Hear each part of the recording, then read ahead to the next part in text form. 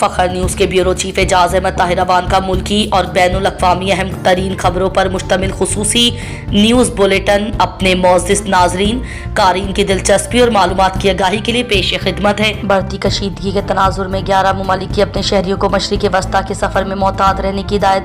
Washington और Tehran के दरमियान जारी मुज़ाकरात के बावजूद बढ़ती कशीदगी के पेश नज़र मुतअद्दिद ममालिक ने मशरिक़ वस्ता के बाज़ मुकामात से सिफारतकारों के अहले खाना और गैर ज़रूरी अमले को निकालना शुरू कर दिया है या अपने शहरियों को ईरान के सफ़र से गुरेज का मशवरा दिया है।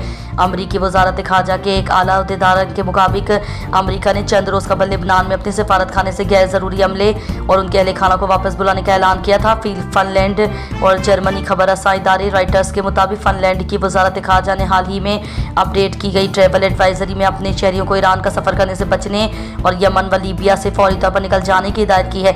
इसी तरह जर्मनी ने भी अपने शहरियों पर जोर दिया है कि वो ईरान छोड़ दें। साथ ही वो ये वजाहत भी की है कि वहाँ से कमर्शियल परवाज़ें अब भी चल रही हैं और ज़मीनी रास्ते से निकलना भी मुमकिन है।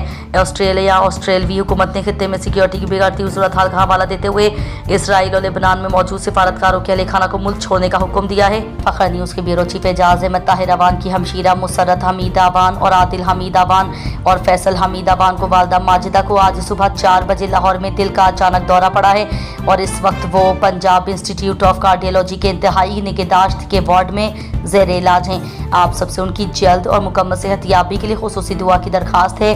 अल्लाह ताला इस मुबारक महीने के सदक़े उन्हें जल्द शफ़ाए कामला बाजिला अता फरमाए, आमीन या रब्बुल आलमीन। पाकिस्तान ने तमाम रात अफगानिस्तान के बड़े शहरों में तालिबान के हुकूमती अहदाफ पर बमबारी की।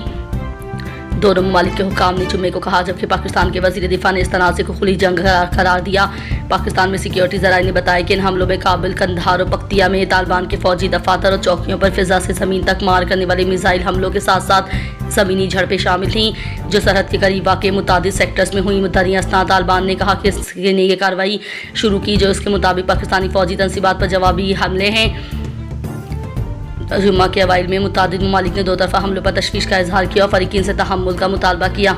सऊदी वज़ीर ख़ारजा का पाकिस्तानी हम मनसब से खित्ते की सलामती के तरीक़ों पर तबादला ख्याल। सऊदी वज़ीर ख़ारजा शहज़ादा फैसल बिन फरहान ने जुम्मा को अपने पाकिस्तानी हम मनसब इसहाक डार से फ़ोन पर बात की।